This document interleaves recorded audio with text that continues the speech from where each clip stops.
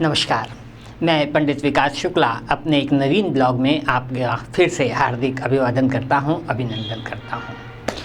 दोस्तों, एक श्रृंखला चला रहे हैं हम, जिसमें ये बताने का प्रयास कर रहे हैं कि कौन सा ग्रह किस भाव में बैठकर किस तरह के फलों का प्रतिपादन करता है। आज से हम बात करेंगे शनि के विषय में। शनि क्या है? शनि दुख है, शनि दर्द है, शनि दरिद्रता है, काल पुरुष की कुंडली का विषाद है। शनि आलस्य है, शनि अवसाद है, शनि अपमान है, शनि पाप है, शनि संताप है, यहाँ तक कि मृत्यु भी है शनि। जब शुक्र के विषय में हमने एक बार बात की थी तो मैंने आपको बताया था कि जब शुक्र की महादशा अंतरदशा आ जाए तो विवाह का योग बन जाता है, भले ही शुक्र का सप्तम भाव और सप्तमेश से कोई संबंध हो या ना हो। इसी तरह जब मृत्यु का समय आ जाए तो शनि की दशा अंतरदशा ही उसका कारण बनती है। उसके पहले, उसके आगे, उसके पीछे, भले ही आपके अष्टमेश की दशा आ रही हो, भले ही आपके सप्तमेश की दशा आ रही हो, भले ही आपके धनेश की दशा आ रही हो, आपके तृतीयेश की दशा आ रही हो, व्ययेश की दशा आ रही हो, लेकिन इन सब मारकों को पीछे छोड़कर मारक बनता है शनि। क्यों? क्योंकि उसको मृत्यु का अधिकार प्राप्त है। ये शनि 3 दृष्टियाँ इसे प्राप्त है। तृतीय दृष्टि, जिसमें कहते हैं कि बहुत विष निहित होता है, अनुभव में भी आता है। 7वीं दृष्टि सामान्यतः नकारात्मक है, और 10वीं दृष्टि जो बहुत अधिक संघर्ष करवाती है। जिस भी भाव पर शनि की 10वीं दृष्टि पड़ जाए, उस भाव से संबंधित संघर्ष व्यक्ति को जीवन पर्यंत करने होते हैं।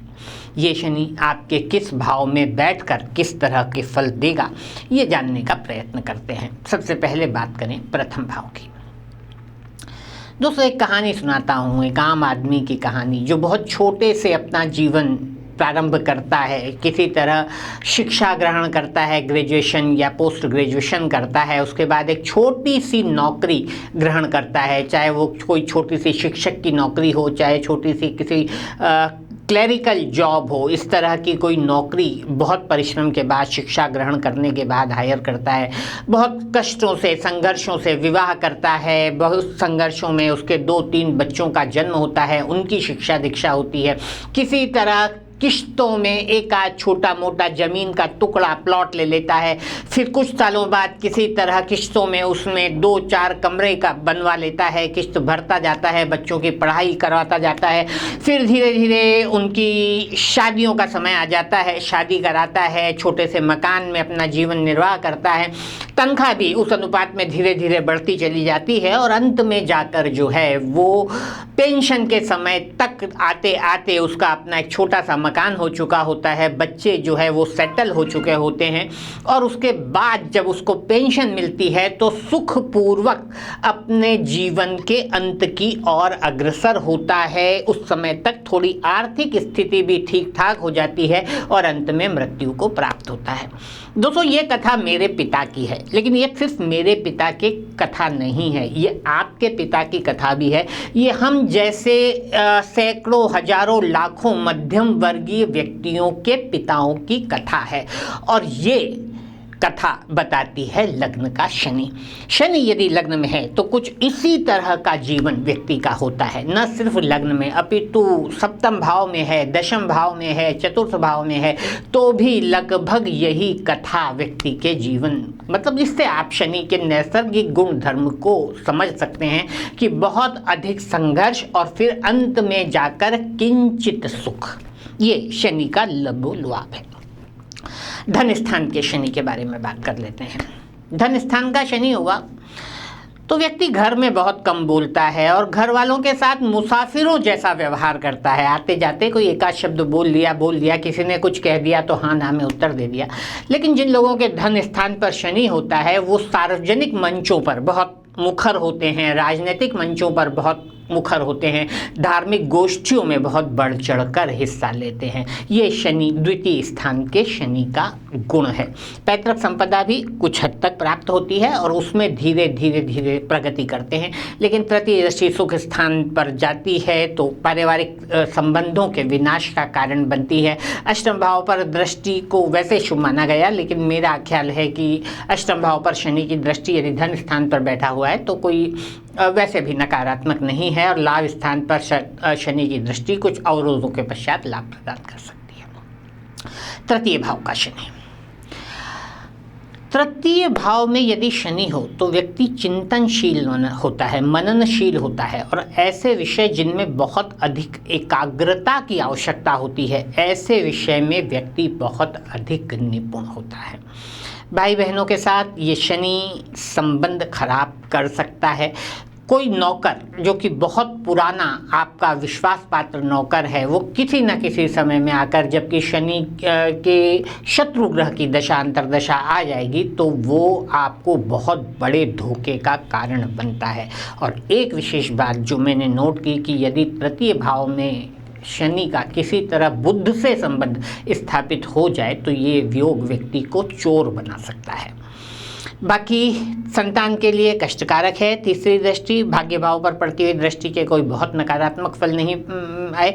इसी तरह जो तीसरे भाव का शनि जब व्यय भाव में देखेगा तो कोई बहुत अधिक बुरे परिणामों का सृजन नहीं करेगा। और अब बात करें चौथे भाव के शनि के बारे में। दो बातें जो मेरा अनुभव है, ग्रंथों में शायद नहीं मिलेगी या कम मिलेगी, कि कुछ हद तक चतुर्थ भाव का शनि जो है वो पितृदोष जैसे योगों का सृजन करता है। कहने का अभिप्राय ये है कि माता पिता के सानिध्य में व्यक्ति तरक्की नहीं कर पाता और जैसे ही माता पिता का सानिध्य वो छोड़ देता है वैसे धीरे धीरे करके उसको उन्नति होने लगती है। ये एक महत्वपूर्ण फलादेश। दूसरा महत्वपूर्ण फलादेश कि यदि चतुर्थ भाव में शनि है तो मैं जिन भी लोगों की कुंडली में है उन्हें सलाह दूंगा कि किसी भी अवस्था में अपने जीते जी अपने धन को किसी दूसरे के नाम न करें। बच्चों में, रिश्तेदारों में उसे बांटे नहीं। आप वसीयत के रूप में उनके नाम कर सकते हैं, लेकिन जब तक आप जीवित हैं अपना पैसा अपने पास सुरक्षित रखें। अन्यथा चौथे भाव का शनि वृद्धा अवस्था में बहुत अधिक आर्थिक कष्टों का कारण बनते हुए मैंने अपने अनुभवों में पाया है। शनि का जो बेसिक कैरेक्टर है सब फॉलो होते हैं। प्रारंभिक अवस्था कष्टदायक बीतती है, मध्य अवस्था में सुख रहता है, लेकिन अंतिम अवस्था जो कि सामान्यतः किसी अन्य भाव में शनि हो तो वहाँ पर वो अंतिम में जाकर अच्छे फल देने लगता है। लेकिन यदि चतुर्थ भाव में शनि है तो आपकी वृद्धा अवस्था भी कष्टदायक रह सकती है, विशेष रूप से आर्थिक, जहाँ तक पहलुओं का प्रश्न है। पंचम भाव का शनि। पंचम भाव से जो भी विचारणीय विषय वस्तुएं हैं उनसे शनि का कोई बहुत अधिक संबंध नहीं है, या ये कहूँगा कि शनि से उनका एक तरह से जो है वो नैसर्गिक दूरी ही है। जैसे शेयर मार्केट, लॉटरी, सट्टे जैसे जो स्पेकुलेशन के विचार पंचम भाव से किया जाता है, तो पंचम भाव में यदि शनि है तो वो आपको इन क्षेत्रों से लाभ नहीं दे सकता।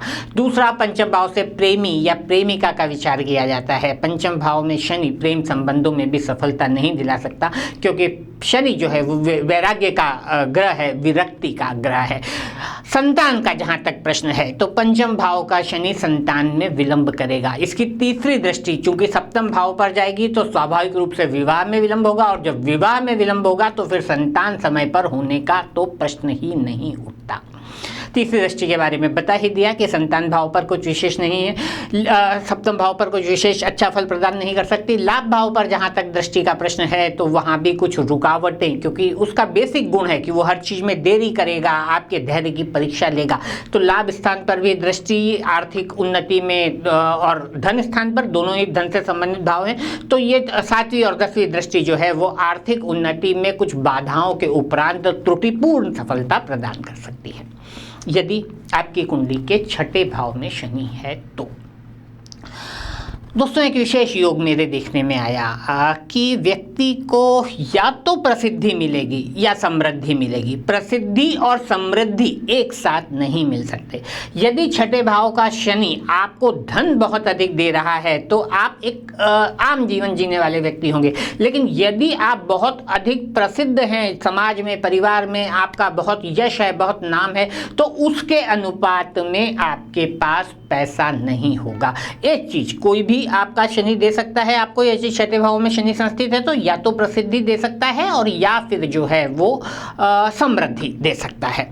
मामा मौसियों के लिए भी ये शनि कोई बहुत अधिक अनुकूल नहीं है। वात रोग छठे भाव में शनि, क्योंकि छठा भाव रोग का स्थान है, तो वात रोगों से आपको कष्ट हो सकता है। ये शनि आपको दंत से संबंधित, दांतों से संबंधित रोग भी प्रदान कर सकता है। यदि छठे भाव में शनि है तो कर्ज लेने से भी आपको बचना चाहिए, क्योंकि कर्ज, छोटा सा भी कर्ज, उसको चुकाने में आपको बहुत लंबा समय व्यतीत हो जाएगा। चूंकि शनि के विषय में वार्ता थोड़ी विस्तृत है, इसलिए आज के अंक को हम यहीं विराम दे रहे हैं। अगले अंक से हम 7वें भाव से लगाकर 12वें भाव तक शनि किस तरह के फलों का प्रतिपादन करता है उसके बारे में विचार करेंगे। तब तक के लिए नमस्कार।